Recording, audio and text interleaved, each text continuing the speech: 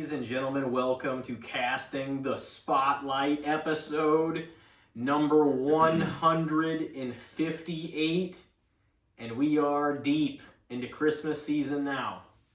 Yep. Only about we're less than a week now. Yeah, less than a week. That's crazy. I was going to say we're within 2 weeks, but no, we're less than a week. So. It came up fast. Yeah. We were out of commission for a minute, though. But Yep. This is our second solo since we've been back. We had the boys, Tyler and Brendan, on last week. It was a great time. Hopefully everybody enjoyed them. Yeah. That was a good one. You know, for sure have Tyler back, I'm sure, in the future. It was a good time. Brendan, too. Not that we're... No, yeah. Well, Brendan's been on. Brendan's been on a couple of episodes already, but he's definitely eager, I think, to come back as well. I think that they enjoyed, like, Brendan had not used, like, the new equipment before either, and I know he was a big fan.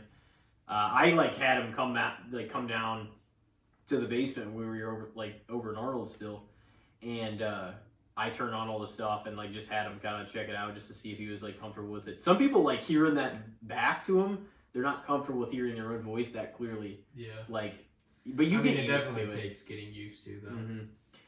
Mm-hmm. Well, we hope everybody's doing well out there, having a wonderful Christmas season, a wonderful holiday season, and yeah, we're in the thick of it, man. We're definitely going to talk about some of that today. It went so fast. Yeah. This year it really did. The holiday season felt like it was the blink of an eye. Mm-hmm. I mean, I'm still definitely enjoying it, and I'm gonna soak up this week. But we're here now, so I'm not saying oh man, that went by fast. We're in it still, but it just came up on you so quick from Thanksgiving week to now has been very fast. Yeah, it feels like. I think that first week of December too, it's hard to carry because you're still a little bit a ways from Christmas still. Now we're getting closer to where it feels oh shit, whenever it ends, it feels over. But the beginning of December, you're still carrying some of the same worries, the same vibe that you've carried all year in October, November, and then you're oh shit. And then it dawns on you how close it actually is. Yeah. And now we're here. So it's because I want to embrace it in very early December, and I obviously do, or even before then start to, but it still kind of feels well, this is fun, but Christmas is still weeks away, but our special segment that is still unnamed to this day, man, we haven't come up with a clever name for this. The Good, the Bad, and the Shits. It was the third edition in, and we had a name for it, I think. Yeah. Or not even the third, but the episode, maybe 2 editions after that. Yeah. But that's today our category we drew, or rather decided on, is Christmas movies. Yes. So I think at least we've both seen every movie that's on each other's list, even though we have no idea what the other one has on their list. Yeah. But I know you've seen all these. I don't know. That's the thing. Some of the ones that are maybe my favorite, I might have slipped on here just to see what you think. A couple that are your favorite, maybe I put on here, just because I think it'd be fun to, include some of your favorites. So you can be oh, well, that one was the shit out of that. You know what I mean? Just because that's always a good time. It is. But for the most part, it's fun to talk shit on things. It's kind of fun to just to really see. Some of them, when you really don't know, that's when it's the most fun. I think you went last whenever we were over at your place and we did the last edition. Yeah, that sounds right. So, I'll go first with mine tonight. In our categories, of course, Christmas movies, and our main topic that we're deciding against, said Christmas movie, and we'll both have a different one. It'll go against a slate of other Christmas films to see which one we prefer, or you prefer, as I give you the list. But your main one tonight is going to be a renowned Christmas classic in the past 20-25 years, Elf. A favorite to many. Yeah, so time to piss a lot of people off. The favorite to quite a few. Cheers. Not saying I think it's the favorite overall.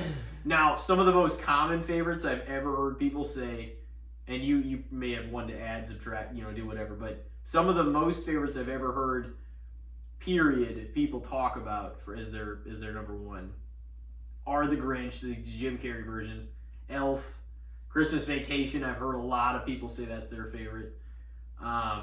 What else? Like, what else is a really overpowering A Christmas Story. draw? I would put it in there. Well, no, I mean, like, not even one that you, but like, is there another one outside, or even that? That's what I would say would probably be okay. another big. What's another? big Is there power. is there a fourth or fifth, like the old school ones? That's maybe regarded It's a as Wonderful big? Life. Maybe. But those are It's probably hard to the say. ones you hear the most.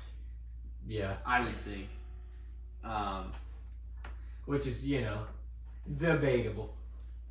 Not saying we'll get into it. that's just what the polling would say. Like if people said, what the most people said their favorite is.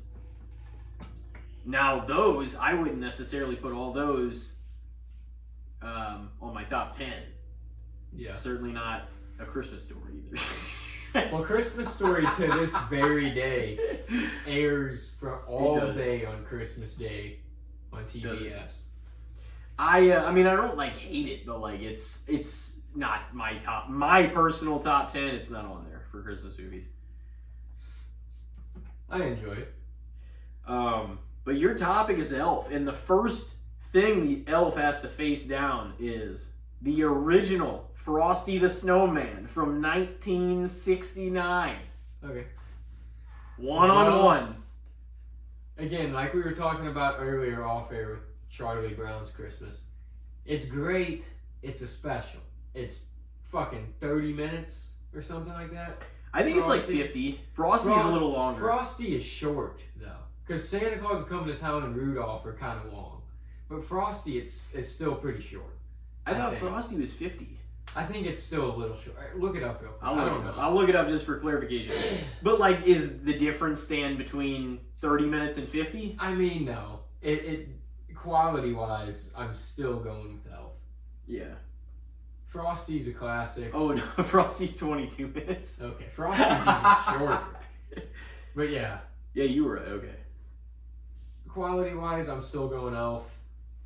Frosty's a good story. Frosty, though, is one of those classic kid stories. I don't know why they have to do it with every kid story, but they're like, hey, let me just tug at your motherfucking heartstrings for a minute. Every Christmas kids movie, they're like, oh, everything's great. And then, for a moment, they're like, I hate you. And they just turn on each other. Some shit happens. Oh, yeah. Oh, he melted. Yeah, and everything just turns terrible for a moment. There's got to be drama with the snowman, Excuse me, drinking this beer, man. So, but yeah, Frosty, sorry, buddy, but fucking pack your bags, go back to you're the gonna go North Elf. Pole. Buddy the Elf is fucking Was winning out Frosty today. even in the North Pole? Well, Santa took him at the end so he could survive for all year. So one up Elf. Yeah. All right, next we're gonna go Elf or A Christmas Story.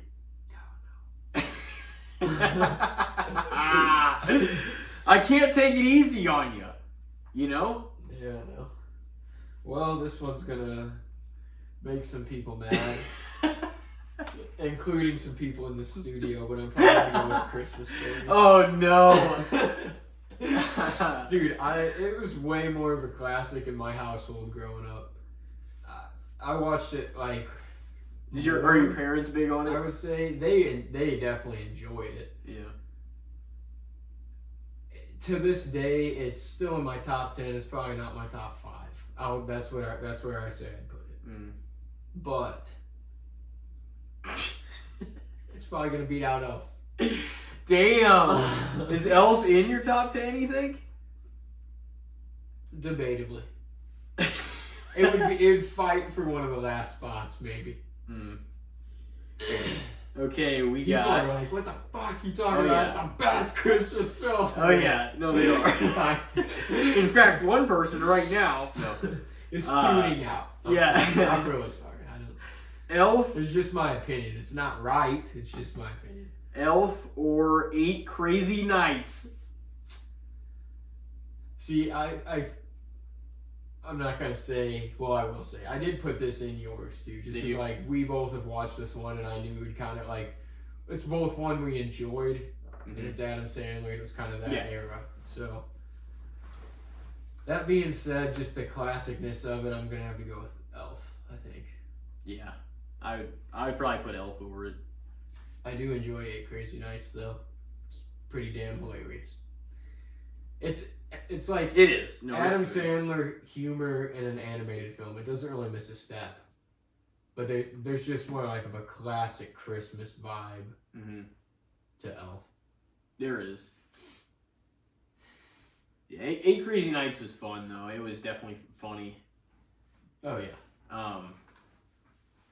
To this day, I think that's one of the best impressions that I can do is of Whitey, like a character. Oh, a year ago, she up and leaves him for some guy she met at the computer. See, I was gonna say you were gonna have to give it. Yeah, after you talking about it, just say it was definitely the. Shit. Yeah, that's one of the probably one of the best ones I can do. Yeah. This one might be a little more challenging, or maybe not.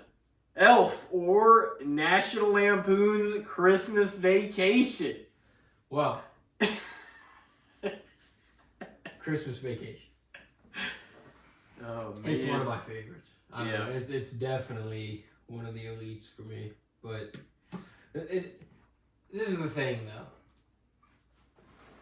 Like we were talking about off air, like you said, oh, Bill Murray and Chevy Chase don't really get along, and I was like, I could see that. That doesn't mean that it pulls down their movies, though. No. That's, But I will say, but I could see myself, like, I think Bill Murray's cool. I could see myself getting along with him. Mhm. I couldn't see myself really getting along with Chevy Chase. Like, the way that I've heard, the stories I've heard about him and the way he comes off, it's just like, this guy would just try to be like a smart, snarky, clever son of a bitch all the time.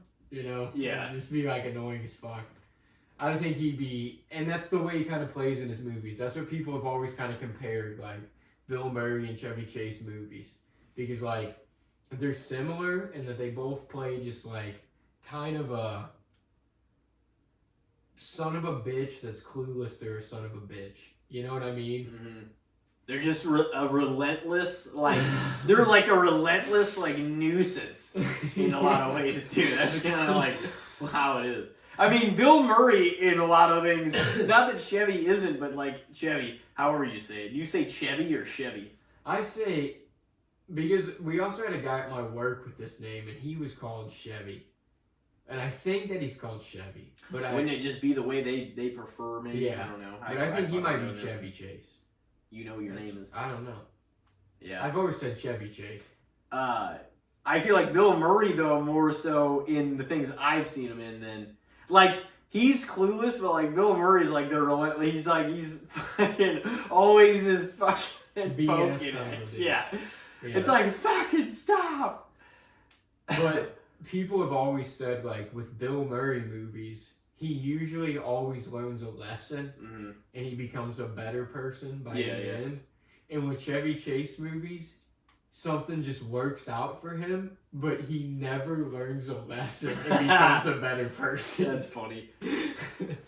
But that being said, just the National Lampoon's vacation movies themselves were a pretty funny series. That was probably my favorite Chevy Chase run of movies.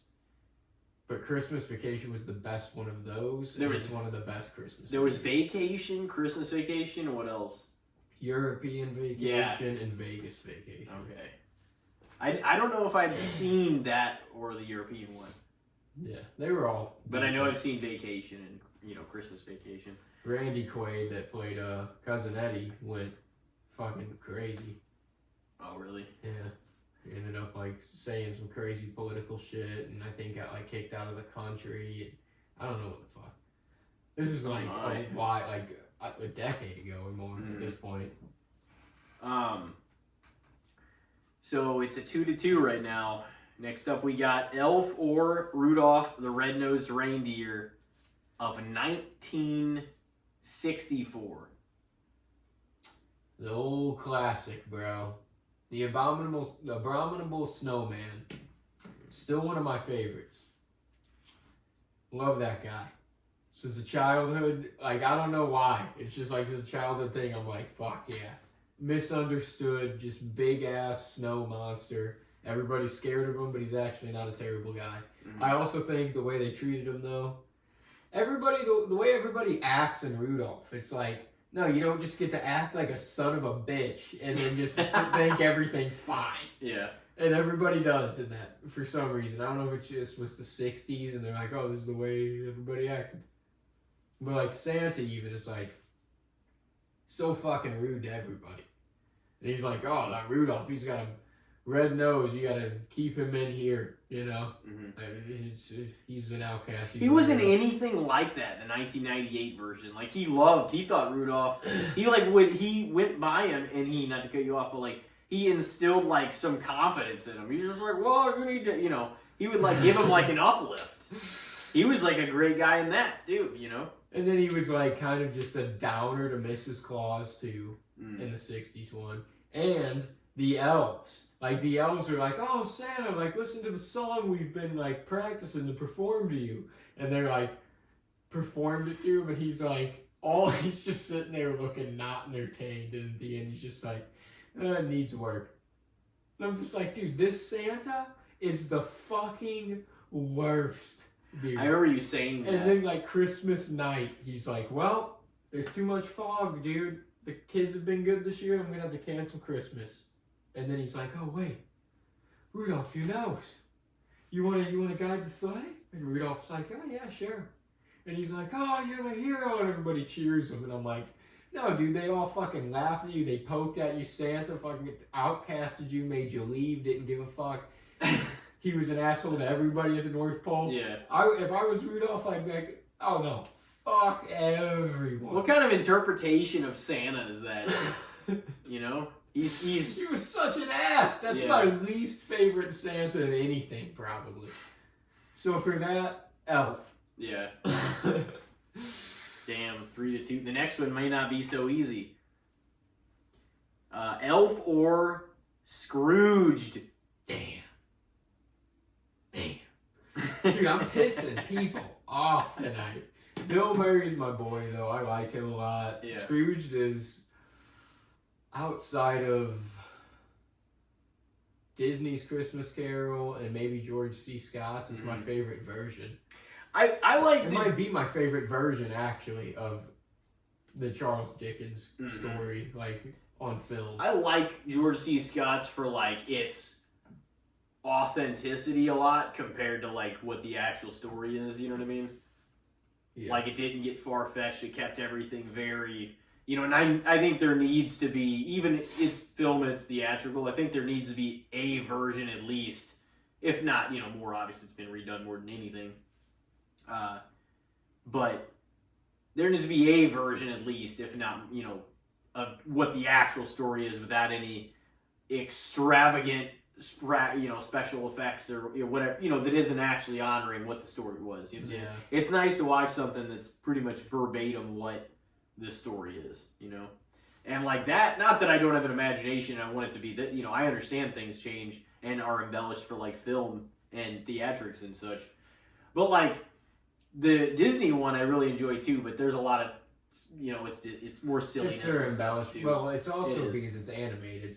And that is a lot to do with it for sure. I enjoy it. Scrooged is good because I did like it's its own take. It was only the second time I saw it. Me and you watched it. Yeah, it's a classic to me for sure. It's another one I grew up watching, but like, I feel like I got into Bill Murray whenever I was younger too, because it's like my parents liked Scrooged. But my mom didn't really like any other Bill Murray movies. She was just like, And I thought Caddyshack was good. I thought Groundhog Day was good. I thought, obviously, the Ghostbusters were good. Like, I started watching his stuff kind of younger, and she hated Groundhog Day. And not because it was Bill Murray. She just, like, hated the thing that it was, like, the same kind of shit over and over. She's like, why would they make something like this? Because it hadn't really been done, like people weren't doing stuff Bill like Murray, that. though, dude, I like him. I've always liked him. Yeah. And I think that is potentially my favorite take.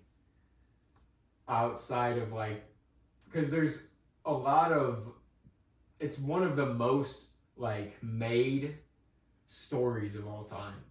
the Christmas No, Carol that's what I said. story. I don't think anything's been brought to film. Maybe I'm wrong. There's something, but I don't think anything has been made to film more times than A Christmas Carol.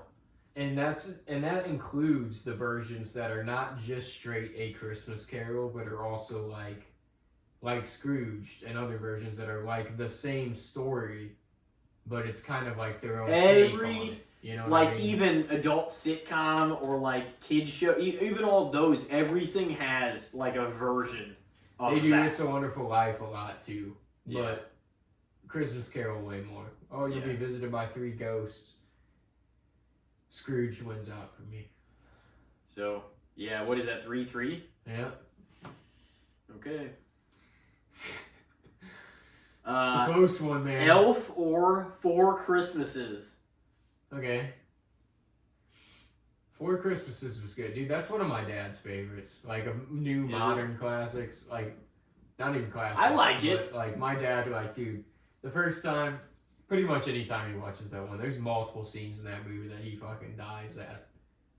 But it's Vince Vaughn, you know. It's very funny. Yeah. It is funny.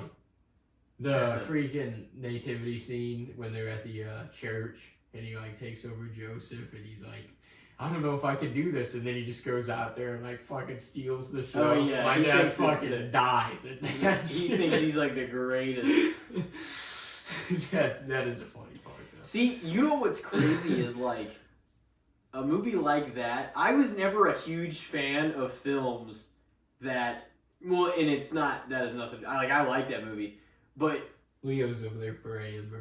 He always is. That and Grown Ups did it too. Obviously not on Christmas, but where they reveal, like in the movie, like I always thought, like, what if people are watching this with their kids or just for enjoyment, and like they reveal that Santa Claus is a fictional character. Yeah.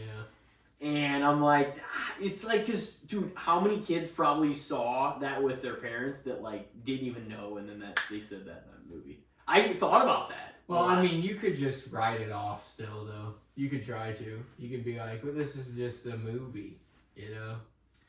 You could, but still, it's, I don't know. To me, and I know it sounds, I know it sounds like a silly thing, but like, honestly, from my point of view, I still think, and I know they're movies, and like, yeah, you can do that, but I'm like, because I'm not one of those people that I don't try to fucking bash art, and like, I understand why things do certain things. But I never, like, thought there was a good enough reason in, like, most films to give that away, per se. In a way towards childhoods, I'm like, that's just in bad taste to put that in there. You know what I mean? Not necessarily in bad taste. I get that. Like, it's not... I think the magic should be kept alive. You know what I mean, at the same time, I think with modern day, with the internet, with culture and social media, everything that is what it is, the magic dies for kids younger than it ever did before. People still believe in Santa, though, for sure. They do. Still, to they do. Point. But, like, my niece and nephew don't believe, like, I don't think they believe for a couple of years. It's just, like, I feel like kids fall out of belief early, kind of now. Well, because once you get to, like, especially, like, middle school... Oh, well, especially by then. Yeah, it's... But, like... You know... I think a lot of kids are falling out from the age of 5 to 8 nowadays. Which is crazy, but, like, once you hit school... The problem is, as soon as somebody... a couple kids to ruin it. Yeah, as soon as you have somebody know that it's not a legit, you know what I mean, then they're going to try to tell everybody. But, like, if it's not the overall opinion, then, you know, some kids might not try to believe that and be like, well, that's, you know... It's like, I don't know what the hell your parents are doing. Yeah. I mean, that's like, I think... But see, that's why I fucking am so glad we are not of the age, like my little, well, I mean, she's 18 now, or, yeah.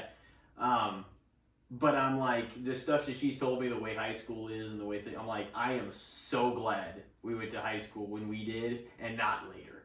Yeah. Like, could not be happier about it because of the way things are culturally and, you know, politically and just the social media and like kids getting on iPads and shit when they're like 6 and shit like that. It's like, man, iPad. I'm like, I am so glad we had the childhood and into the adult world that we did, and it wasn't this. This generation So glad. is a strange one, yeah. I always say that as anybody that's a little older says that about the generation that's younger than them now. Well, a lot of people's not. Well, I don't know if they say what I said. A lot of people are like, they're like, oh man, you guys have it easy. Yeah. They say that, so like, why wouldn't you rather have done that?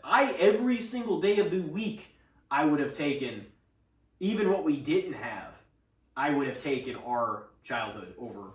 I think so, the kids of the last 10, 15 years are doing now. Well, social media too, like the way that it would be rough every to be a kid day of the on week. Social media, I would have taken what we had. Getting bullied on there, and even the rough shit. I mean, because it wasn't all fucking by far not that. It's more fucking that way for some of these kids. Candy and unicorn bullshit. It's like, I mean, man, not everything though. Like that's the thing. They can't. If you're getting bullied everything, now, you can't escape. Nothing is it, about bro. earning it. It's about fucking like instant gratification. And if you don't get that, you become an entitled little fuck, little prick. Yeah. And I know this is supposed to be about optimism and Santa and Christmas, but no, like that's part of the problem is instant gratification with everything. It's like, what did you do to think that you deserve this shit this early? Listen to this Grinch, bro. No, I'm not being a Grinch. Should be saying I would be talking shit on Christmas. I'm talking shit on people, which we can all agree on. No, I agree that this generation has it easier once things handed to them a little more in certain aspects, but like also if you're a kid getting bullied in this generation, it's the fucking worst generation to be getting bullied. It's another reason I wouldn't want to be growing up in this generation. Like you're never escaping if you're getting bullied now. That's what's fucking crazy too. It's just like there's not a lot of good that comes from it. Everybody's worried about the weight of the way that the world's going right now. Everybody's attacking the generation for the way that they're trying to handle things, take over things, the way they view things. If you're getting bullied, it's the worst generation to be getting bullied. It's just like they ain't taking over anything because their policies will never fucking bend. Ever. A lot of just this though. That's what I mean. Like being a part of this generation coming up would be tough. In a lot of aspects, I do feel for him. And even for us, bro, we're still young. Shit. We're still pretty damn young in all this. Oh yeah, no, we are. We're just not like entering the, that we've been kind of fucking time. gone for a decade at this point. But we're also like in our, we're also in our 20s, so we're like gone from school times for a decade. Mm-hmm. Isn't it hard to believe?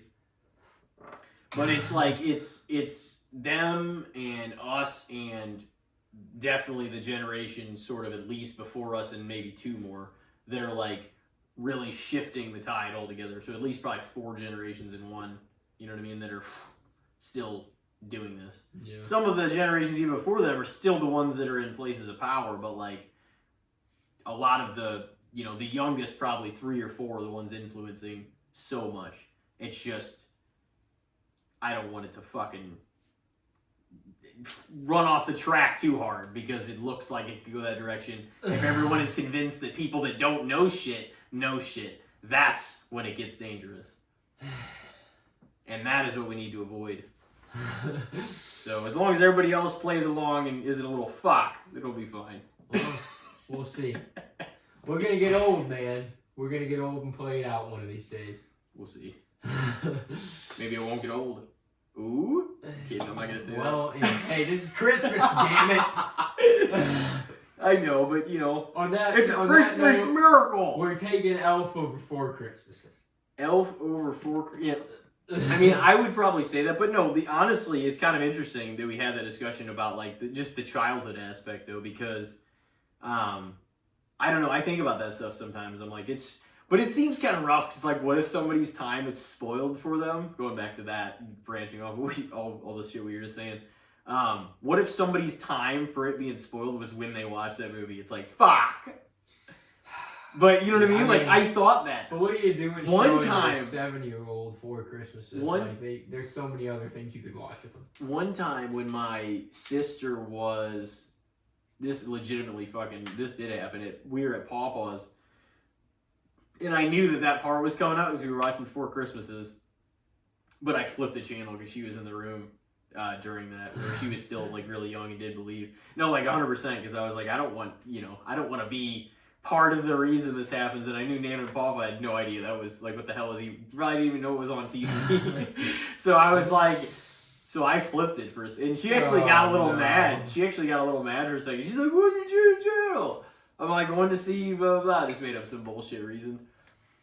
But no, that like the game's on. Yeah. But, so I was like, man, it's just, and I know it's like, to some people it might be like, oh, fucking 2024 by now, blah, blah, blah. It's like, no, it's like, I like keeping the mystique, the magic, the world, like, just out there, like, for Santa. You know what I mean? Yeah. If they're young and they have the imagination and that magic's still there for them, like, yeah, don't ruin it. So you're taking, no, really, we're being positive on this podcast. We're not fucking, but honestly, it took us into, you never know with any of these segments, man. Yeah. So yeah, I'm taking. But no, it's Christmas time. It's Christmas time. Even you've, had a little rough of a time, but we're being positive, It's cheery vibes, ending the year strong. Yeah. Got it. Four Christmases is defeated by Elf. Oh, yeah. So what do you got? Four Christmases is good, though.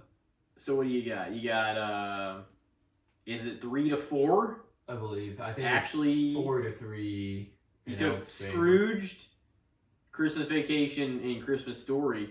Oh, because I think you took Elf over Frosty, 8 Crazy Nights, Rudolph, and Four Christmases. Yeah. So yeah, it's 4 in favor of Elf. Yep. 3 against. All right, next is going to be Elf versus Home Alone. Oof. That's a heavy blow. Home Alone top 10? Oh. Personally, I think maybe the second Home Alone's better. It's good. Damn, man. I like the first one a lot too. Yeah. Just to clarify it, in case you're taking anything I'm saying too literally. More. But yeah, the second one's really good too. You think like the first more? No, you know what? I think I do like the second a little more. Yeah. Because that's the one with Tim Curry's yeah, and the hotel in New York and everything. Yeah, and Harry and Marv are still classic in that one. Oh yeah. Dude, but Marv takes such an ass beating into that he should have been killed. Oh yeah. What the fuck are you talking about? Fucking yeah. Harry took a fucking blowtorch to the head. That was in the first one. To the head, yeah. Yeah. Somehow it didn't fuck his scalp up. I mean, well, I guess it kind of did. It did burnt his hat and burnt his fucking scalp. And then he had the scar in the second one too, when they saw him, the pendant. Yeah, I think I'm taking Elf. Over Home Alone? Slightly. Okay. Slightly. Interesting. So 5 to 3. Yeah. Elf. The next one we got, second to last, penultimate. Elf or The Night Before. Damn. Yeah, and they're both, that's the thing too, is I was going to say Elf, to me, the reason it gave it the edge over Home Alone is it's a little more of like a straight up like Christmas classic kind of movie. It's a Christmas movie, you know what I mean?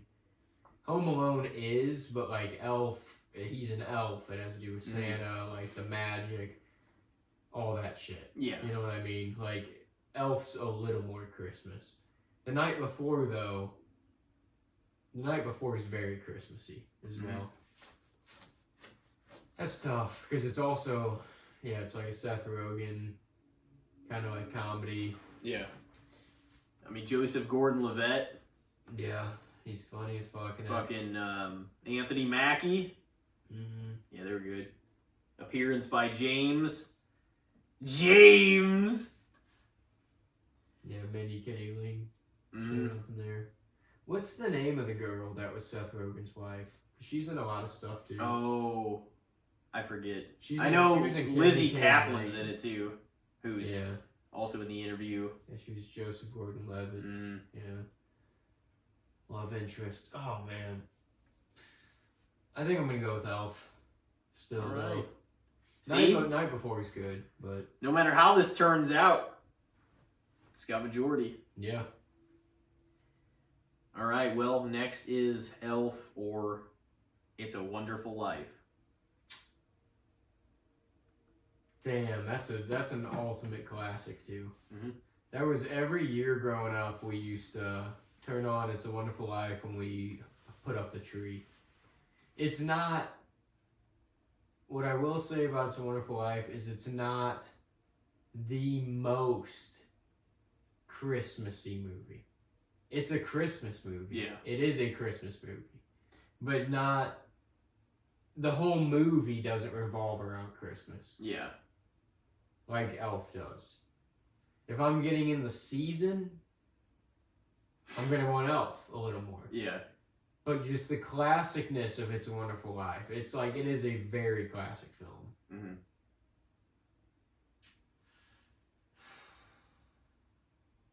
I think I'm going to slight edge to It's a Wonderful Life. Okay. 6-4, Elf finishes strong. Yeah. Good showing. Only loses to, Christmas a Story. few top contenders. Scrooge. 3 of them were bangers. 1 of them was, Scrooge. What was the other one, though? Scrooge, It's a Wonderful Life, Christmas Story. Christmas Vacation. Christmas Vacation. Yeah. That definitely makes sense. All right. We ready for yours? I think I would have agreed with you on quite a few of them, not A Christmas Story. I would take Elf over 8 Crazy Nights.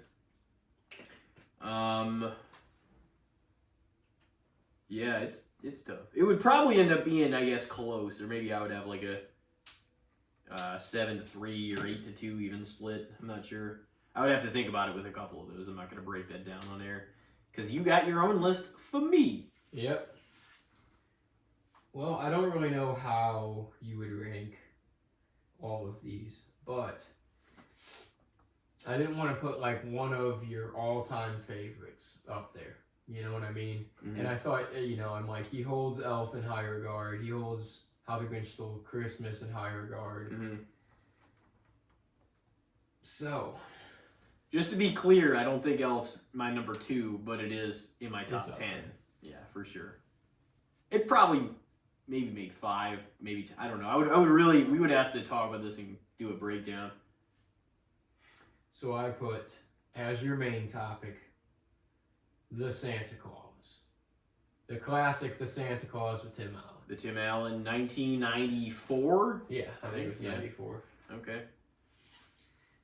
It's a good Santa story, but a lot of people are like, it's kind of a funny, like, it's crazy that, like, Christmas movie, because it's like, it deals with, like, divorce and, like...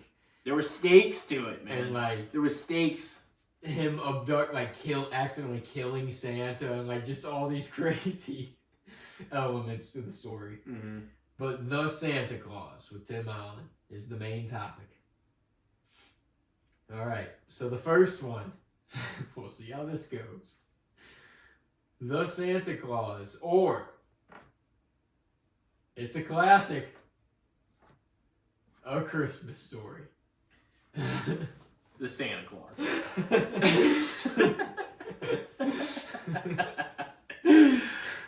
Oh, man. Dude, like, honestly, I tried watching, and I knew I watched it growing up, but before, like, a few years ago, and I want to say maybe when we lived together, maybe a year or two before that, like, because I knew you either brought it over or we just had watched A Christmas Story on something. I mean, I have. And I had watched it a few times, like, in some of those years. I don't think I watched it last year, and I haven't watched it this year. But I'm like, man, am I watching this to watch it, or do I really enjoy it that much? I had to ask me, I'm like, I don't know. I mean, it's, I know it's one of the old school ones that became a classic in, like, on TV and in the minds of families and stuff like that. But I'm like, I don't know how high I actually hold it in regard. I don't hate it. You know, it's not. It's. I don't agree with it being the worst. I like the movie, old what I was school telling you vibe. earlier. The old school vibe of it being like it's like from the 40s and yeah. Frankly, I don't know what I would say. Like how that comment. I don't know what the movie on there they put is they said it was the worst, but like, you know, a whole lot of people like disagreed with it. But some people were commenting that, and I was like, even A Christmas Story, I'm like, there's no, I don't even know what I would say the worst Christmas movie is that I've ever seen. Wouldn't be that though. No. But it wouldn't be any of these other ones either, even if they're. So you would say the Santa Claus? I would say the Santa Claus for sure, yeah. All right, so the Santa Claus is up over A Christmas Story. You hear that? You guys want to attack him online? Go for it. For what?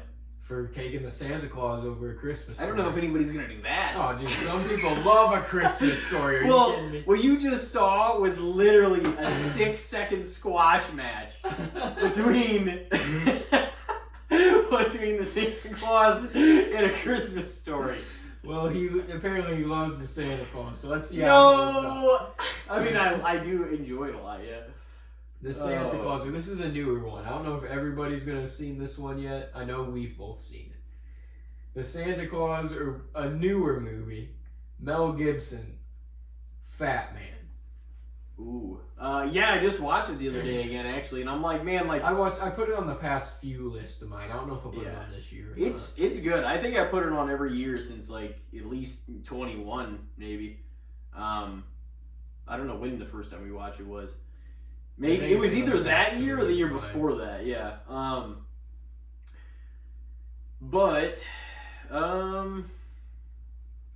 I really like Fat Man because of the action, the original story of it, you know. Mm-hmm. And it's kind of interesting. It's kind of like an action movie, but it's also very much a Christmas Santa Claus movie. Yeah, and he's like an ass kicker, man. Yeah. It's the Fat Man. He's got like a grizzly, like whiskey drinking, like Santa. You know? Yeah, well, he's, you know, times have fallen hard on him and stuff, and they're like, we barely made it last year, and, you know, and now they get he had to enlist the help of the military. Well, the military they negotiated a deal. Money to be able to put a base out there. Yeah, they negotiated a deal with him to do that. So it was I would recommend anybody check that out though, because Fat Man's like a good time. You know, I think it was, you know, it's fun. We'll see how it holds up, but it's like. I mean, I've watched it a few years in a row. Mm-hmm. You know, I enjoy it. That's the thing. Some of these movies, it's like, even if it's not a classic in everybody's mind, there's some Christmas movies that it's like, I still watch it every year. It's a classic to me in some regards. I think as much as I do like Fat Man, I think for the nostalgia, I might have to say the Santa Claus. Right. And that being said, I watched Fat Man this year. I don't know if I'll watch the Santa Claus or not, but we'll see. Alrighty. Well, the Santa Claus is up 2 zilch. So it's running away with it here. Yeah, if we only had 3. It's gonna it might be a blowout tonight. The Santa Claus, or the 1964 Rudolph the Red-Nosed Reindeer. Oh no.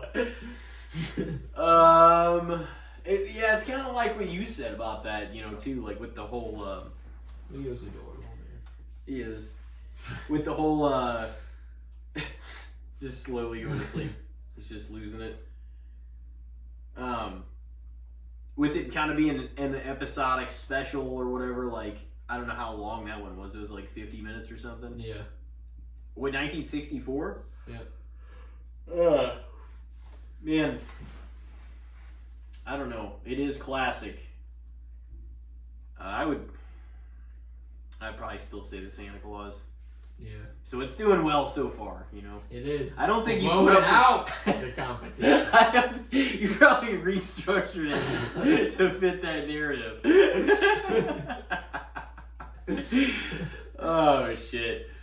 I don't know. It might fucking run away. I doubt it. It's not that. Who knows? We'll see. I mean, I enjoy it. I'm not taking anything away from it. Yeah. But. The Santa Claus. Or. The Polar Express. Oh no! Oh yeah, we just had this discussion. Damn, man, you're gonna have to make me go with the Santa Claus again. But like, I watched the Polar Express this year. I did enjoy it. Like, it had some Christmassy vibes. That one nerdy kid was annoying as fuck. I want a present. It's like, you're the last motherfucker that's gonna get a present. You're right up in my shit. I'm Santa. I got busy plans, things to do. Yeah. And like, you need to settle down.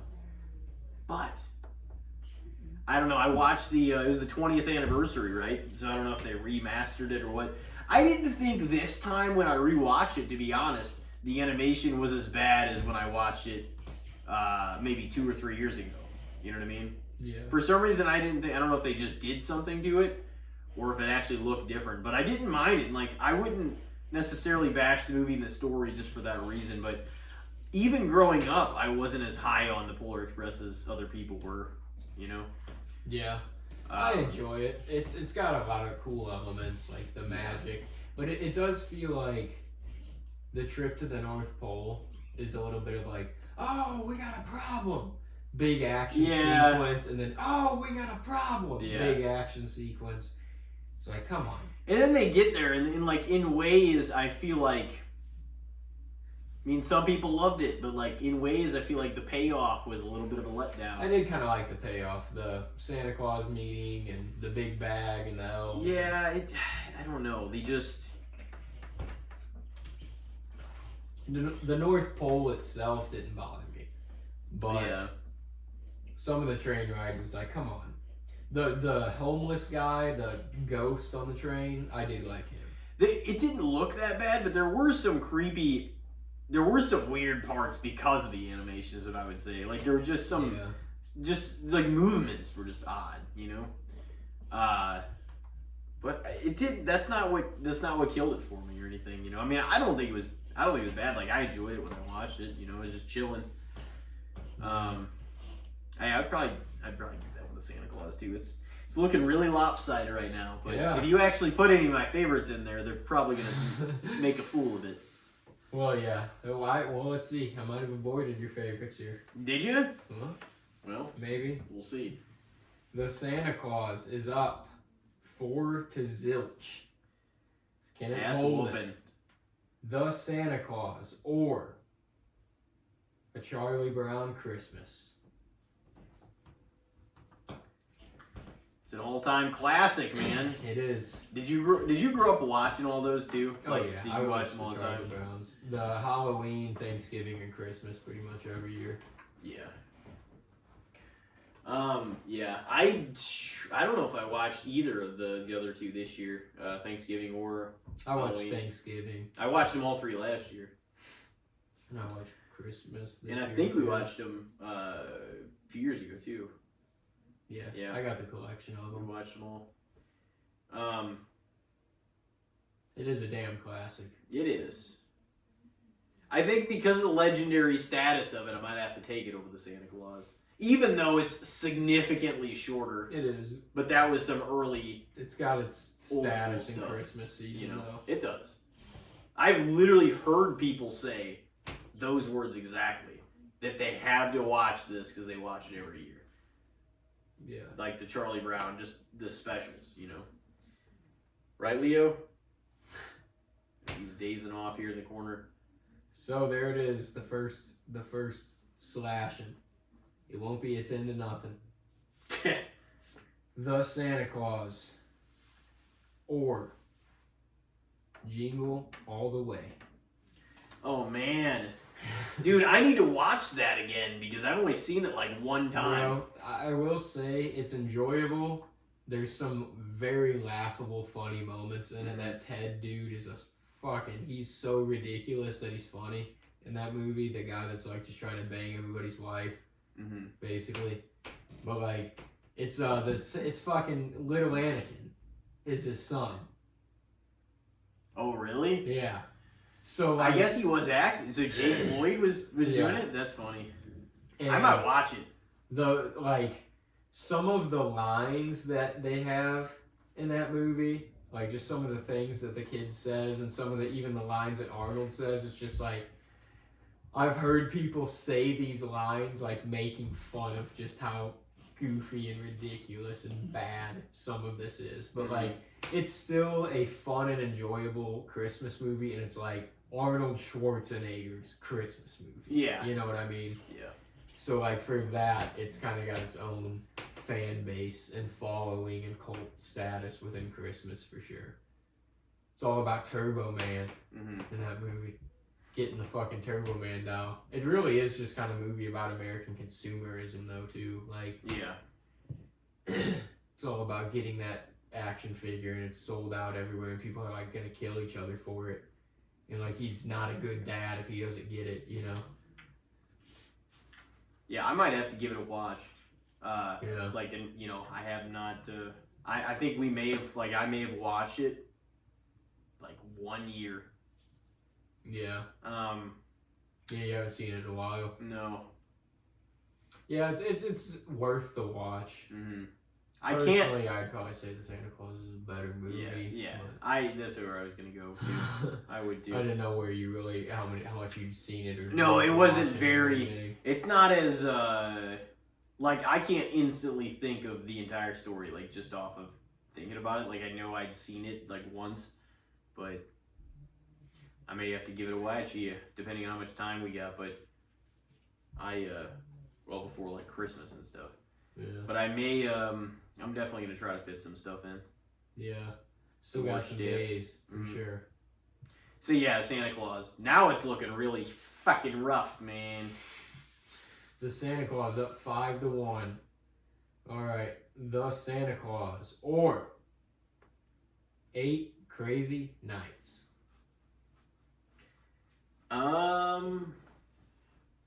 I may have to give this one to 8 Crazy Nights narrowly. Yeah. Because I don't know. I always enjoy putting on 8 Crazy Nights, and it is fun whenever, like, a lot of the comedy actors are, like, doing a Christmas, you know, special. Like, Vince Vaughn's got his, you know, Bill Murray and Chevy Chase have theirs, and Vince Vaughn, you know, Adam Sandler, yeah, Jim Carrey. Yep, he's got two of them. Couple. Vince Vaughn's got a couple. But Grinch is more like comedic in Christmas Carol. His Christmas Carol. There's comedic moments. There's for sure more comedy in that one than there is in George C. Scott's. Oh yeah, but there's more like Jim Carrey goofs in the Grinch. You don't have, because it's animated. You don't have that in the Christmas Carol. But yeah, you take 8 Crazy Nights a little bit. I probably would. Yeah, it is. And I've seen it more. It's like a Hanukkah movie. Well, I did see the Santa Claus a lot growing up, but I saw 8 Crazy Nights at theaters in 2002. Oh, yeah. Me and Corey and Dad went to go see it. But yeah, I thought it was solid. You know, it's a good story for sure. You know, he loses his parents. He's kind of went down a bad path and everything, and he's got to clean up his act. And Whitey's gonna take care of him. So 5-2 in favor of the Santa Claus. All right, well, the Santa Claus, can you hold out? The Santa Claus or 2000s, How the Grinch Stole Christmas. Oh, well, definitely How the Grinch Stole Christmas. Jim Carrey's Grinch, man. I don't know if there was a better person for the job. And at the time, well, for a long time, it was the highest grossing holiday film of all time. It still might be, especially when adjusted for inflation. Mm-hmm. But that was an absolute all-time classic. Which was based on a classic, so it already had the footwork to become a classic, but he knocked it out of the fucking park. The set knocked it out of the park, like their whole thing. I don't know. It was dope. It was so well done. I'm sure it wasn't the most comfortable to be him in that outfit and the makeup and everything every day. No. As it never was for, like, you know, those characters. Or like Robert Englund as Freddy. Kind of characters. Yeah, like they get like, is what we talked about over then too, like, because he was pissed some days on the set, but like whenever you're sitting there all day and you're the main guy and it's, you know, waiting for you want everybody else to get their shit straight. Because you're like, I just sat in this chair for fucking 4 hours. Yeah. You're like, I am not you know, I don't want this to be a waste or anything. But yeah, I mean, there's very little that I would even consider taking over the Grinch from 2000 as of right now. Sure, one of your very favorites, huh? Oh yeah. Oh yeah. There you go. Yeah, it is a good one. It's an enjoyable watch. I still need to try to get to it this year. Oh yeah, it's one of the musts. All right. Well, it's getting a little closer, a little more evened out here. It's 5-3 in favor of the Santa Claus. So, the Santa Claus or 2009's Disney's A Christmas Carol. Jim Carrey's. We'll go with both of them. Why not? So Both of what? Both of Jim Carrey's Christmas movies. Oh yeah, back to back. I really enjoy that version too. I do too. Yeah. We actually saw that in theaters, like with the I did class too. and everything. Yeah. Yeah. Well, I didn't see it with the class, but I went to see it with my family. Oh, did you? Yeah, we went to see it in 8th grade, I think. Because it came out. But yeah. It was in 3D. Just that line that he says. He's like, "Oh, Dick." He's like, "Very attached to me was Dick." It's like, you can't tell me Probably in the novel. that they didn't know what was going on with their writing. Yeah, somebody, Charles Dickens. Yeah. Something was going on. That's tough. Yeah. In ways, that that is a tougher one for sure. I mean, in recent years, obviously growing up, I was already, 13 by the time that came out. But growing up, I watched the Santa Claus more, and then the last few years, I guess I watched that, and I haven't watched Jim Carrey's Christmas Carol. I think I watched it last year. I don't know for sure. But I definitely watched that more in recent years than the Santa Claus. I think the Santa Claus, and I added to last year's list, it was the only time within the last 4 it was even on there. I enjoy the original, the Santa Claus, the most. Yeah. I watched the first. I think I put the original one on most of the time, but I try to put the second one on some years. The third one's kind of ass, but it's been a while since I've seen it. It's kind of goofy, yeah.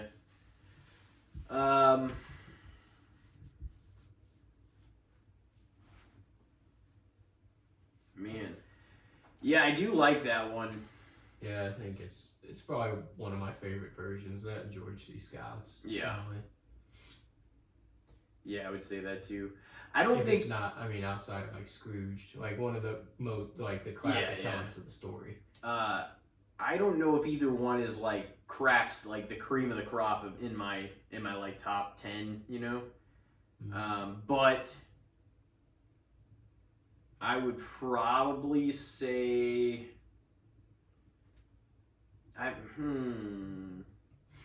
interesting. It's a tough one. Yeah. So you like them to be a little tough sometimes. Yeah, I would probably say maybe I would say the Santa Claus by barely, maybe by a little. See, this is one of those things. It's tough. I would That is probably tough. say A Christmas Carol. Yeah, I was gonna say I don't know that one. I'll tell you this: my decision making was for sure closer than any of the other ones on They're this, both at Disney. least for right now. Yeah, because I didn't honestly. I don't.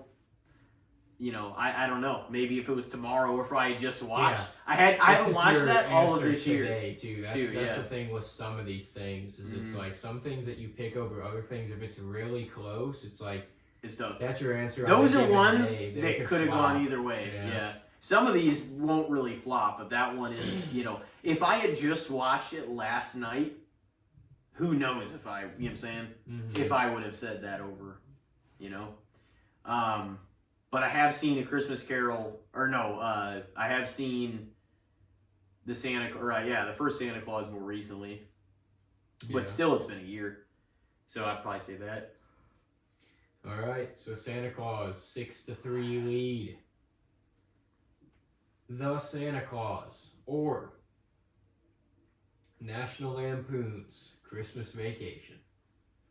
Oh yeah, I would probably have to go with Christmas Vacation for that too. Once again, another movie that like I think you and there's quite a number of people are higher on it than me, but I still recognize it as an all-time Christmas classic, and you know what I'm saying, like, and a big, like it's always a film, always that people go back to at Christmas time. Yeah, you know what I mean. And not just that. I mean, it's one of the top that people go back to whenever they're like, oh man, I can't watch that. You know, that's like one of the first things they list. Oh, I'm gonna watch Christmas Vacation. I'm gonna watch. You know, it's like one of them. There's a handful of them, and like we said, Elf, Grinch, those are in there. Maybe A Christmas Story. And then there's another Christmas Stories, definitely. And then there's arguing about maybe another one or so. Yeah. But it's usually like a combo of like those is what it is. So, it is legendary. Like it's not my top of the top, but it is. I do enjoy it. Yeah. And I get a kick out of it. So Christmas Vacation for the win. Christmas Vacation for sure. So both of ours edged out with my Elf won for me 6-4, and Santa Claus won for you 6-4. Yeah. Santa Claus and his elf.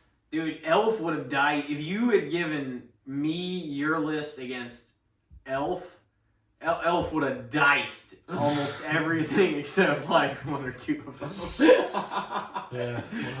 But there's a bunch of things. I wanted to make it competitive. No, I know. No, and that makes more like that's almost what you have to do. You have to trim off the top to some extent and kind of try to find other things. Because like that Christmas Carol one, now that we're done with it too, and it's 6-4 was the hardest question of the night in terms of comparing those like to that for sure. Yeah. And I wouldn't necessarily have thought it would have been, but then once it came down to it, I was like, ooh, It was tough. Well, we finished the segment, so we can take our break, I guess, without cutting it short this time. But we will be back with the good, the bad, and the shits this Christmas seasonal episode 158. And stay with us, ladies and gentlemen. We will be right back. Ladies and gentlemen, welcome back to Casting the Spotlight, episode number 158, Christmas edition. We got a big special come out next week. Yep. With some boys. The boys. Be a good time. But until then, we've got a round of good, the bad, the shits to cover in this very episode. Went over some good old classic holiday films in the first half. Oh yeah. A classic round of the good, the bad, and the shits. You want me to take it first here? Yeah. Go for it. Well, I don't know if you caught Saturday night's main event or not. I did. But crowned the first ever Women's United States Champion, Chelsea Green. Yeah. So what do you think about that? Chelsea Green being the inaugural Women's United States Champion. I think it's awesome that she won. That like she was the the champion, the chosen champion of the inaugural title for the women, because I think she's worked pretty damn hard to all the character work she's done, the in-ring stuff. That's what I said too. I'm like, in WWE, her character is a little more on like the ridiculous comedic side. A lot of people like her though, right? Yeah. So I'm like, but also like Chelsea has like her as a person though. She has a lot of wrestling credibility outside of WWE too. Like she's done a lot of shit. You know what I mean? It's kind of the same way where I'm like, fandom wise, I kind of want Lyra Valkyria to win the Intercontinental Women's inaugural title, but like I wouldn't mind seeing like Dakota Kai win it, because I'm like, Dakota Kai's got a lot of wrestling credibility like outside of WWE. So it'd be kind of neat seeing her be the first one. Seen some people like, oh, it's gonna bullshit that Chelsea won. It's like, well, you don't like know really like how much work she's done too, you know, outside WWE, and since she's got there to kind of be taken in a more serious role, because she was just kind of like a goofy character that got squashed for a while, but people liked her so much. The crowd popped big time for that too. I think honestly, in a lot of ways, this show I liked for the nostalgia. You know, Jesse Ventura came back for. I love that they kept it old school, the long entranceway. Just you're close to the fans.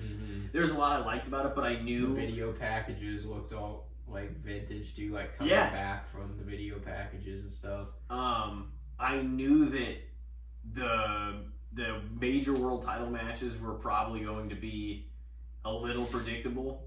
Yeah. Because you knew no major title. It doesn't mean the matches wouldn't be good, but like you knew nothing major was going to change hands. Like we were going to get a first women's United States champion, but other than that, I didn't really see any major shifts. There are going to be advances in storylines, but not really like consequential ends to stories. You know what I mean? So I kind of knew that, but I overall I enjoyed it. Like honestly, in a lot of ways, that was like the highlight of the night of the show. Like the crowd was hot for that. Like her getting the victory. So I mean, if anything, maybe if I had to lean, maybe like underrated, but I also want to say maybe fair because I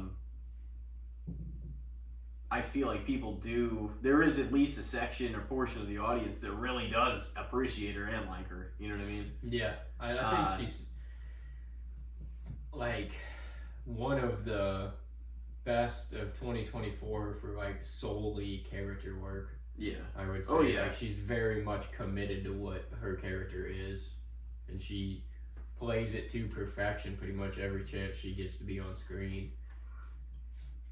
Her, and it's kind of just funny because like you can just feel like kind of even the similarities how their wrestling characters were, like that her and Zack Ryder would be like work together. Yeah. Matt Cardona. Yeah. You think if he ever came back, he would go by Matt Cardona or? I mean, they'd probably let him now. Yeah. He might want to go by Zack Ryder again, though. I don't know. I can see him doing a little thing where like he just breaks the. I mean, the fourth wall is broken in wrestling, anyways. But just kind of acknowledges that his name was that. But he's it'll be like a thing. Or he'll come back, or he would do something where he'd come back as Zack Ryder, or come back as Matt Cardona, but then he'd see or find some old like Zack Ryder gear and it'd fuck with his head, and he would turn into Zack. He would work it like, cause that's just what he does with characters, anyways. But yeah, wasn't he doing the woo woo woo? Yeah, you know it. Yeah, dude, he was getting himself over though. He did Blue Cane too, didn't he?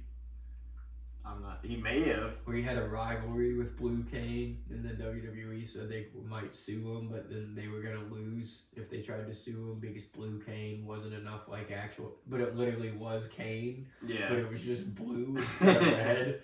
Yeah. That's funny.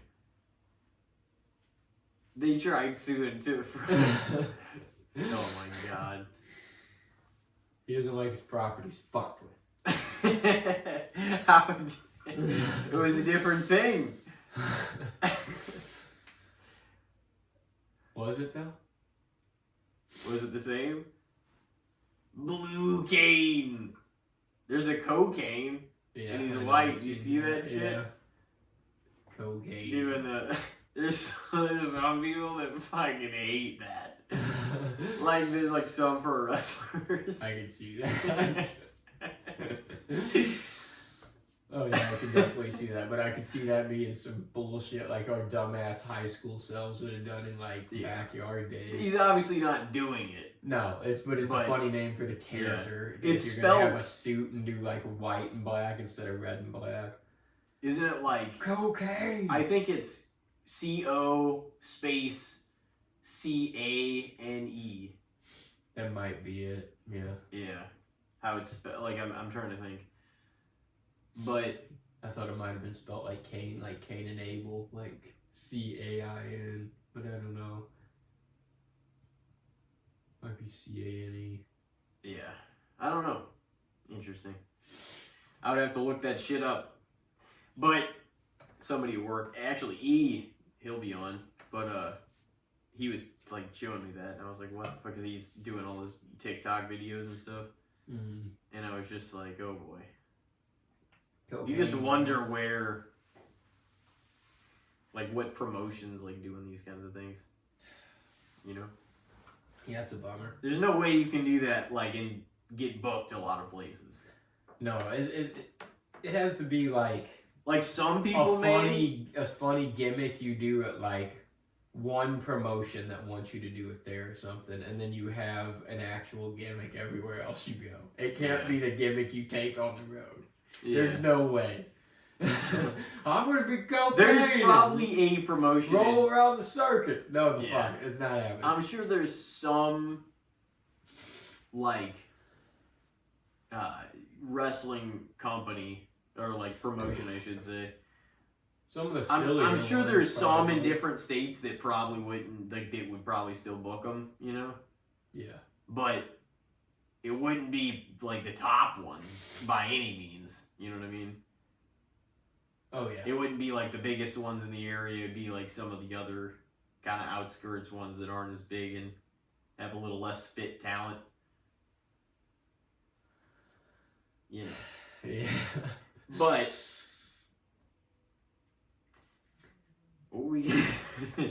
no, I think it's. I honestly think I want to give her a due though. So like, I almost want to say a little underrated, but I think people are acknowledging her. Like, there was definitely a lot of people that were like happy to see her get it, but I don't.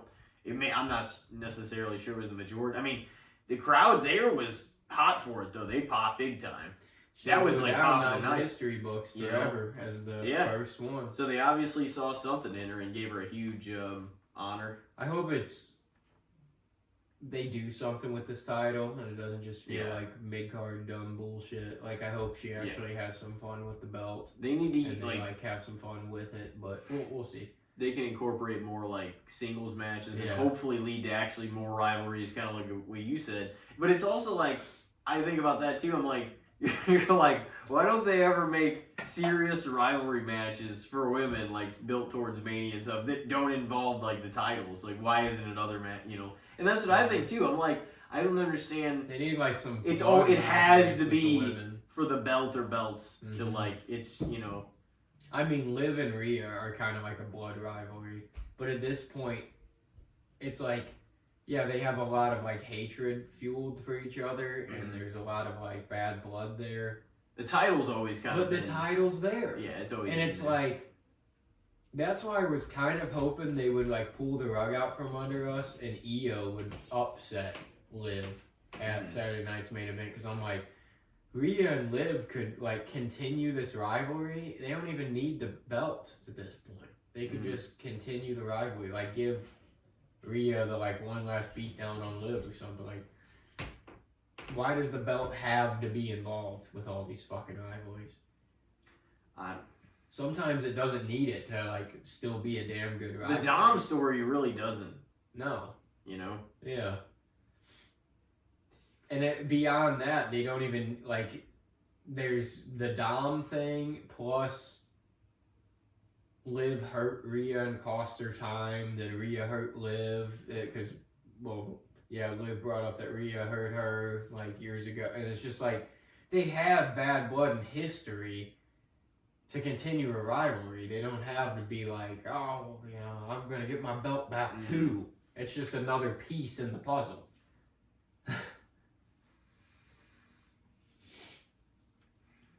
You can have good matches without it being involved with the belt, which they do with the men's division a lot, especially around Mania. And also, bro, one of my favorites, probably out of the modern women on the roster currently, maybe my favorite. Like, where in the fuck is Charlotte Flair? Where in the fuck is Charlotte? There's two people. There's two people that I think are going. I honestly think it's pretty limited. Like, we can kind of narrow it down in some ways already. Who's gonna win the women's Royal Rumble? I think Charlotte's either gonna return there and win. If she returns there, she's winning. But I also think there's a strong possibility that Io could win the Royal Rumble. I don't think it's gonna be. Here's the thing. They're literally I two of my think favorites. I think Charlotte is going to be the first women's 2-time Rumble winner. You think? I could. But if she returns there, she'll be. There's never been one. There's been 7, I think, accounted with E, and they've all been different people. So I really think she'll eventually be the. I think it'll happen at some point. She may only win the 2, but I could definitely see her doing that. But it's going to be one of the 2, in my opinion. But if Charlotte returns, I'm like, she's winning, in my opinion. She returns at the Rumble. She also could return, like, whenever the Netflix Raw happens. That's true, too. I was thinking that, too. But like, The Rock might be there that night. Cena's going to show up that I hope night. it's Rumble. I hope it's Rumble and she wins. I mean, it'd be cool to see either one of them do it. But that's what I'm going with right now.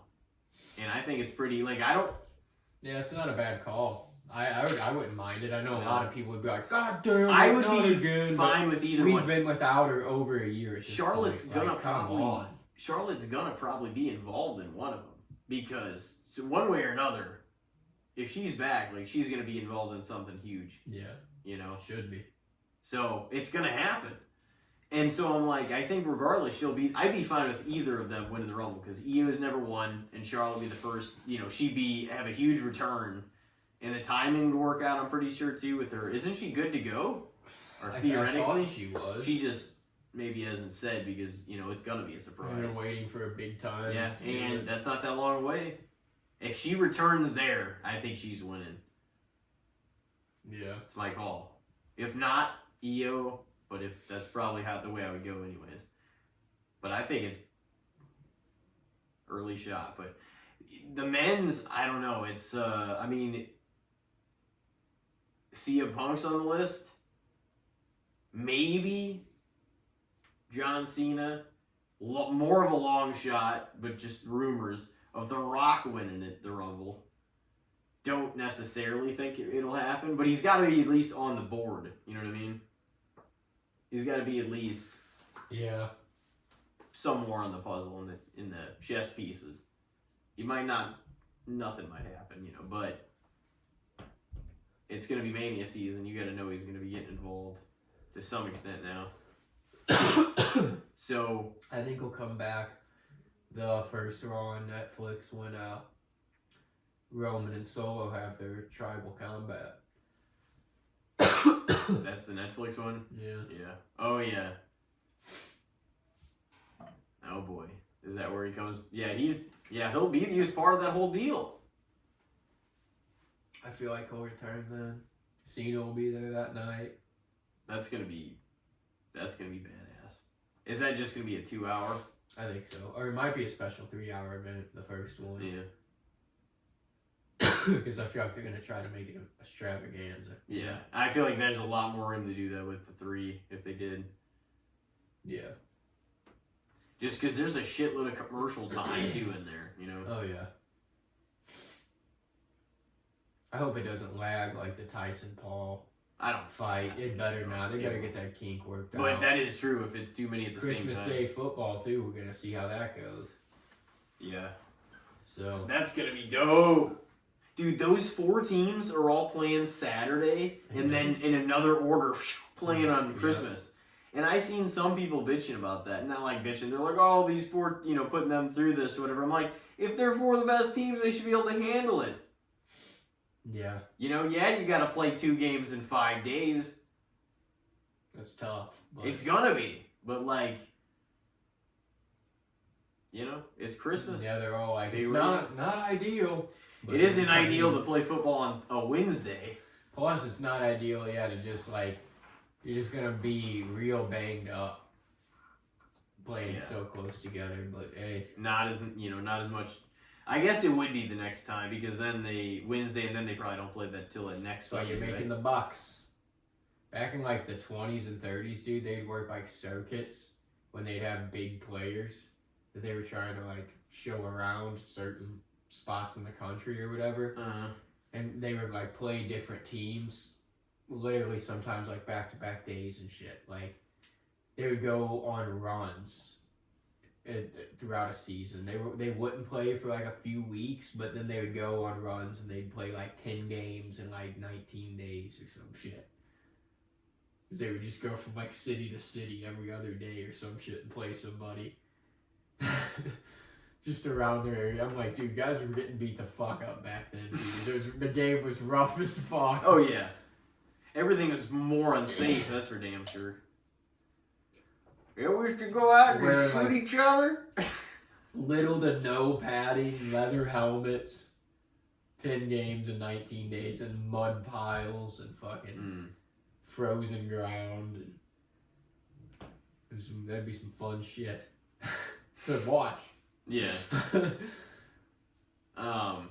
Do we ever answer on? I would maybe even lean towards underrated, but I mean, I think it's becoming kind of fair because people are like acknowledging, but I don't think it's like I don't think it's unwarranted either.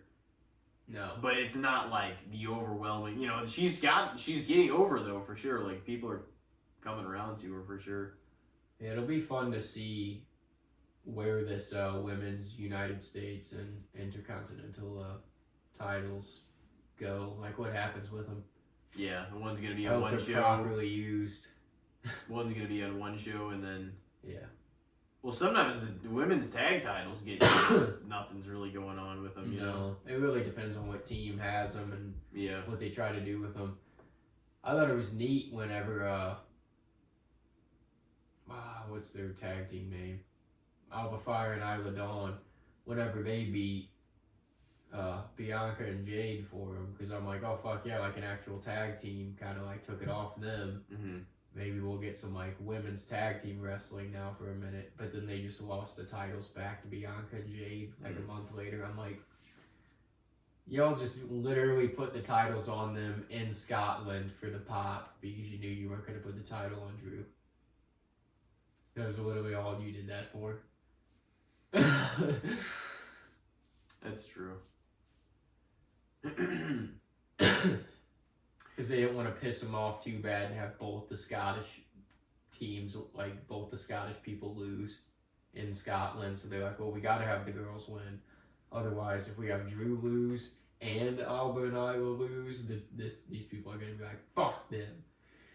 Have our hometown people give them a match on the show in our hometown and have both lose. It was probably another way to get them to like, oh shit, no, like they're already 2-time champions.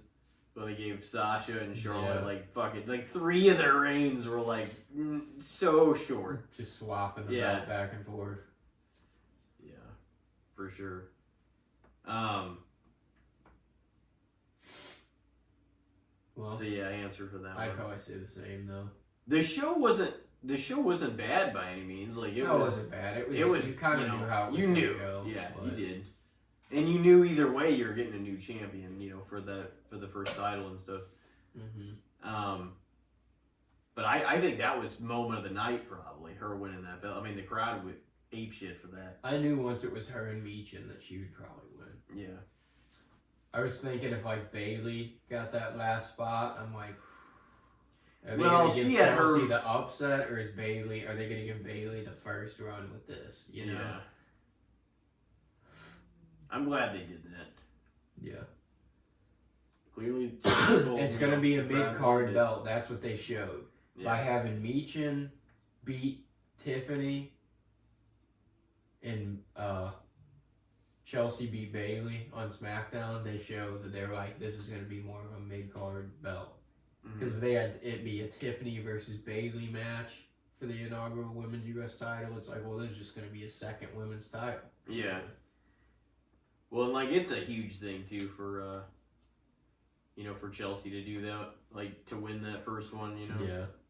I think we'll see what happens. Hopefully, they continuously build around. They're able to have enough time, and it's nice to be able to do other things though, just outside of titles too. Is my thing, like just with feuds and everything. Mm-hmm. Like I don't think everything needs. So it's like. I mean, the titles can be a device or somebody's got to be the champion, though, to represent the title. But, allocate certain time. I mean, Mania always has other matches like that. Most of the time, all the titles aren't even on the line, and, they should be now, especially with it being 2 nights. Yeah, you would. Instead, they'll throw I mean, together they made Omaz these all with by fucking this year. the 26th person to beat him at Mania. He'll come Hey back. man, we need an Omaz match at Ah, Mania. tatita. Omaz, he's got to be on the card at Mania every year. You think? He's the attraction guy. It's like the piss break match. Nah, bro. It's like Omaz, it goes on number 2 on night 1. Omaz, he's good, bro. You think? Yeah. They don't have any spectacle giant in He works in the a wrestling month a business. year. Exactly. If you had him around all the time, nobody would give a fuck. Bring him around every now and then. How much merch is he sold?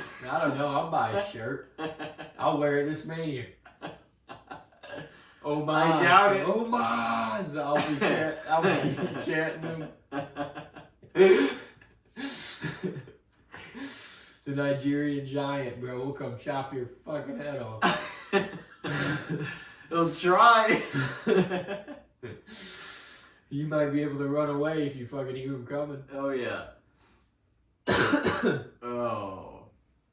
What do you got for me? Well, I guess I can throw out, like, Saturday night's main event as, like, a show. You know, as, like, the spectacle, I guess it is. It's every now and then. Like, it used to be a lot back in, like, the 80s and whatnot when they first started doing it. Mm-hmm. And then they brought them back for that little run between 06 and 08.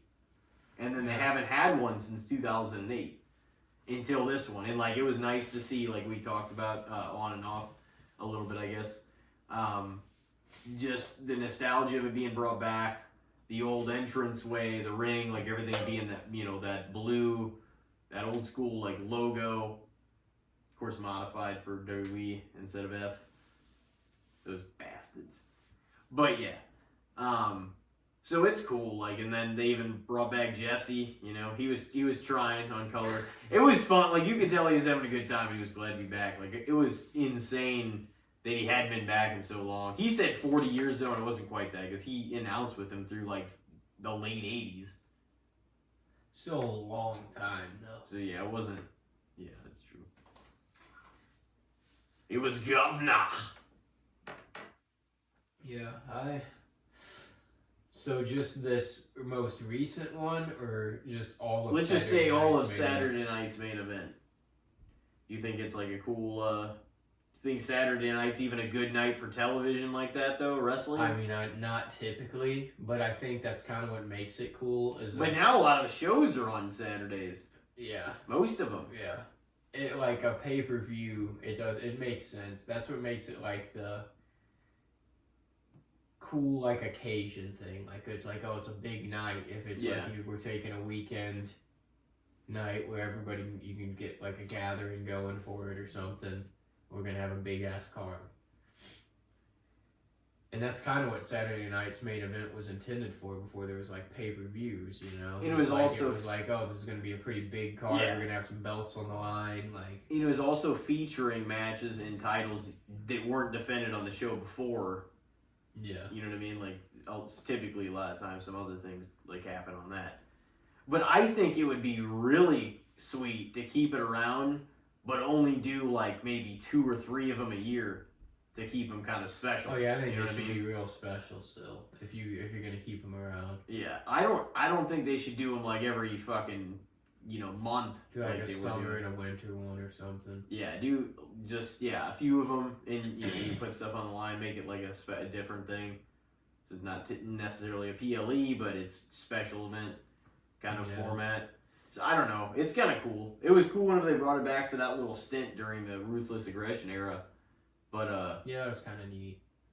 You know, It was like Stone Cold and JBL in a drinking beer contest in like the 06 one. It was goofy. JBL's like pouring it down his shirt, and Steve caught him, and he just like gave the side eye and stunned the fuck out of him. It's not like they had a CM Punk versus Jeff Hardy on one of the 2008 one, maybe the last one they had. Yeah. Yeah, I watched some of those ones. I mean, I've seen some of the old classic ones too. You were gonna say it's not like been one that I go back and I'm like, oh, that's one of my favorite Yeah. old WWE events, Saturday Night's Main Event, you Mhm. know? But it was kind of like the OG, this is the big show kind of thing.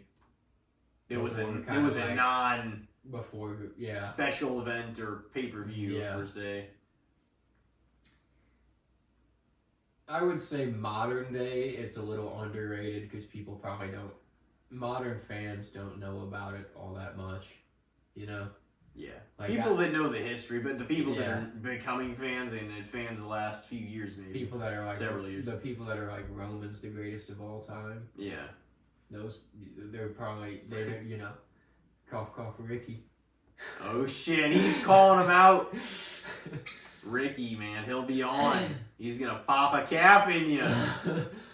But you know, they might not appreciate Saturday Night's Main Event as much, or like think about whenever freaking Ultimate Warrior and Ted DiBiase fucking fought in a steel cage for the belt, Mm-hmm. you know, or just things like that. Dude, what if they did, and they talked about this, I think, on Bischoff's pod with Conrad. What if they brought back the cage match for Saturday Night's Main Event, and it was the blue cage? That would be fucking wild. Wouldn't it be cool? It would be. When's the blue cage been used last? That's a good question. I don't know. It's been a long time. Because even since like the late 90s, I don't think the blue cage got used past 97. Because there was a match with there was like a triple threat between like Shamrock, Mick Foley, or no, Mankind, and maybe like Goldust or somebody. It was like a cage match. But like I think Rock, maybe I'm getting it wrong, but Rock was either involved or he was interfering, but it was a triple threat cage. And I think that was, by that time, it was that was still a blue cage, but I was like, that's, because everything in 98 they had was, I'm pretty sure the steel was. I know the Stone Cold and McMahon steel cage, like it still looked old. Wasn't it like black? It was like an old cage look. It didn't look like the more modern steel cages. Yeah, but that's true. It was black, I think. Yeah. The early Cell was like fucking rough too. Yeah. Netting into the. Oh, they broke through. Well, no shit. It's zip ties. He's fighting back. You got it held together by zip ties, and these guys are 300 pounds. Oh yeah. Who the hell is the Micker? Idiot.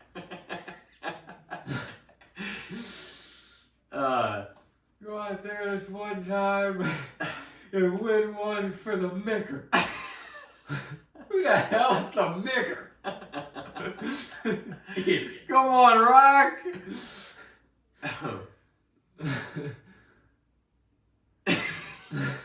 Dude, that shit was absurd. Rock and Sock. Oh, they were great. Yeah. Cactus. Dude, he got his ass whooped in those final matches against Triple H though, because he lost all of them. Those are classics, though. They were. That They were street dope. fight and the Hell in a Cell. They were classic. both great. Yeah. Mick Foley lost most of his classics. That's the thing. Yeah. That was just his style, bro. He was a fucking jackass level stunt man, bro. Before it was cool. He was the train wreck. He was the carnage. Yeah, he was your carnage candy fucking clown. That was his thing. He was all about it. So, but yeah, what do you said a little underrated for Saturday Night's Main Event? Probably in the modern scope of things. Okay. In the grand scheme of all Saturday Night's Main Event, I would say so. It's kind of got a legendary status within WWE culture, you know. It would be cool if they keep it around, but on like a limited basis, you know. Yeah. Yeah, I agree. If they do it, you know. Well, don't they have one planned for January too? Are they doing another one? I don't know. I think so. Maybe. That's what I heard. Potentially. I don't know. Is it correct? Well, shall we do one of mine? Yeah. All right, let's do a kind of a holiday food-oriented one here. I don't know how much you've had of this stuff. I don't know what you really think about it. I have had it a couple times. It's definitely not something that I go out of my way for necessarily. Not something I hate. As a kid, dude, I used to see this shit. My grandma had it. She loved it. And I was just like, who the fuck would ever like this? It kind of gets a bad rap. What do you think of fruitcake? Fruitcake? Yeah.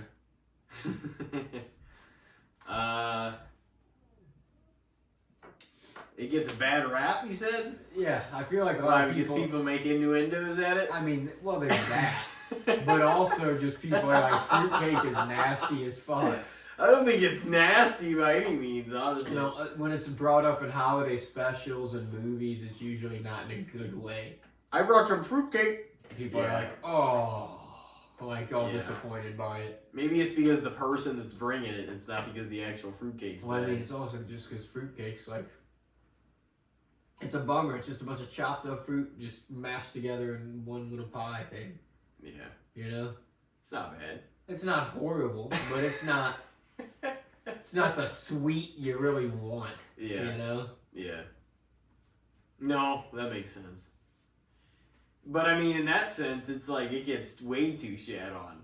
I don't know if that. I mean, it's weird because it's these days. It's not really. It's kind of like I've had like a fruit salad kind of thing. That's Fruit not salad's really, way better though.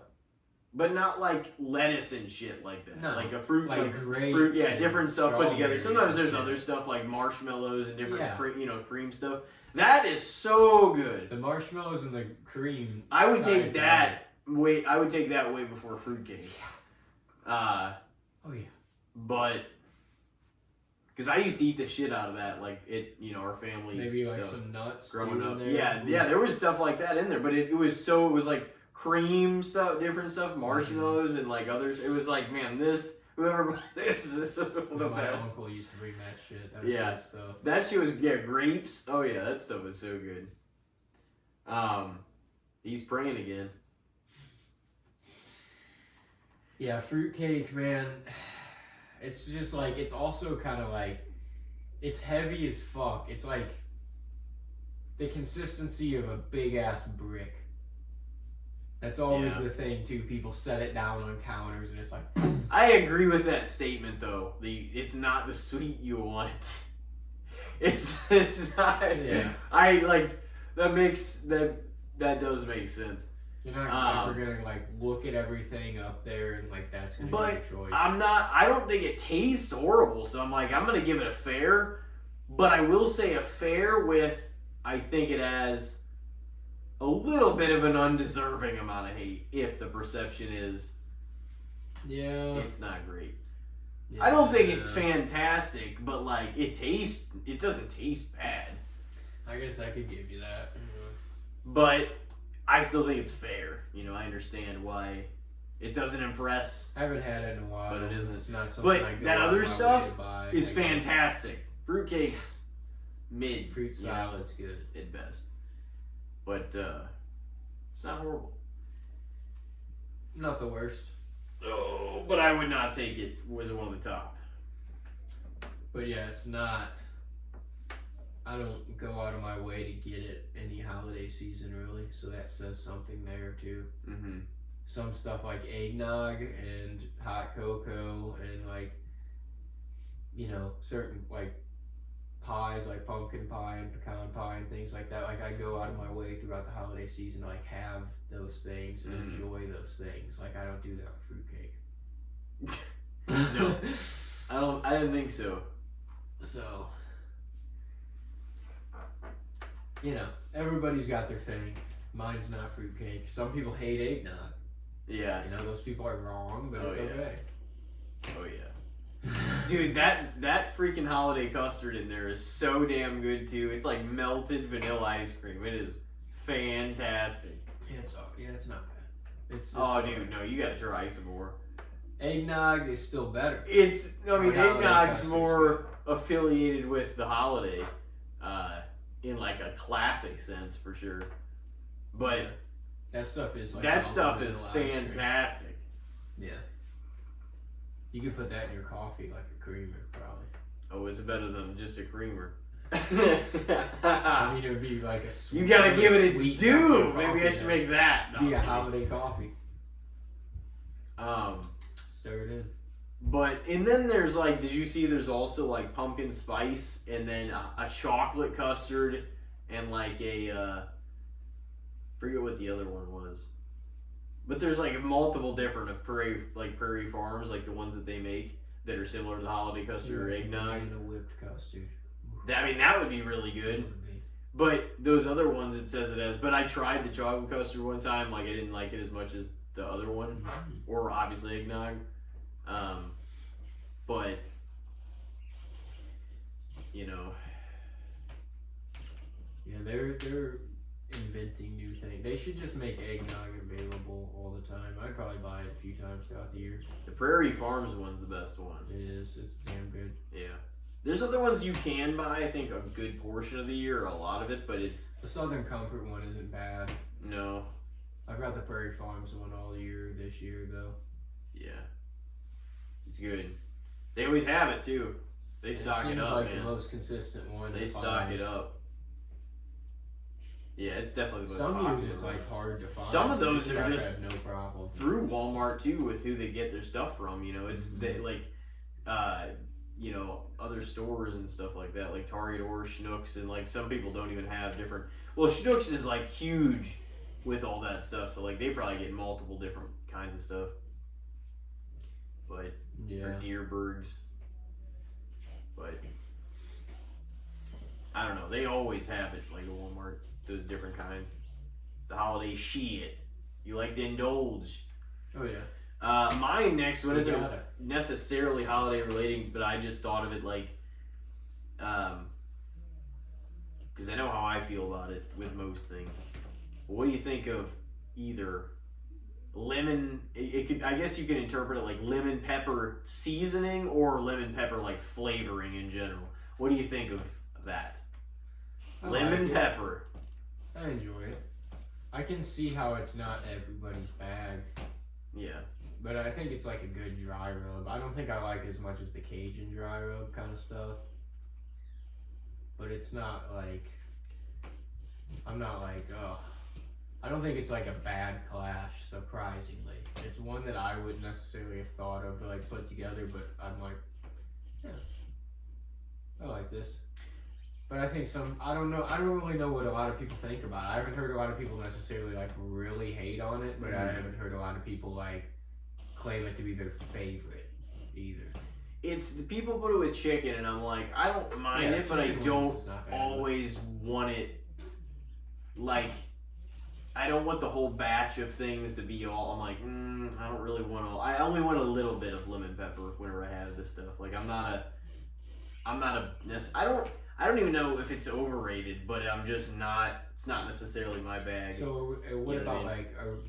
So there's like some of them are pepper you could put it in like a pasta too, but there's also like a tone of that fucking like dry rub on a rib.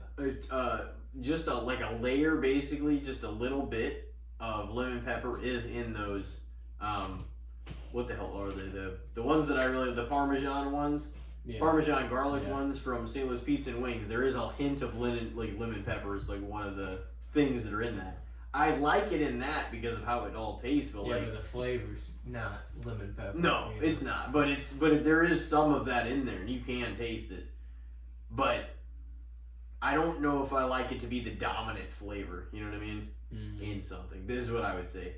But I don't necessarily know if it's overrated. But obviously it's for you. But that's just my personal preference. But yeah, I don't know if I feel too strong like people love or hate it either. I mean, some people just don't prefer it, but I don't like a ton of my shit to be just saturated in it. You know what I mean? Yeah. I enjoy it, but like I said, like at Wingstop, they have like a really good Cajun dry rub. Like when it comes to like a dry rub on a wing, I'll usually take like a Cajun one over a lemon pepper one. Yeah. So in that sense, maybe I would say a little overrated, but it's not like I don't think it's an unsatisfying flavor or anything like that. It's not one that I'm like, oh, these don't go together. Like I think they fit together just fine, but they're not like my top pick for what I'm gonna put on like top of my things necessarily. My chicken. That being said, like,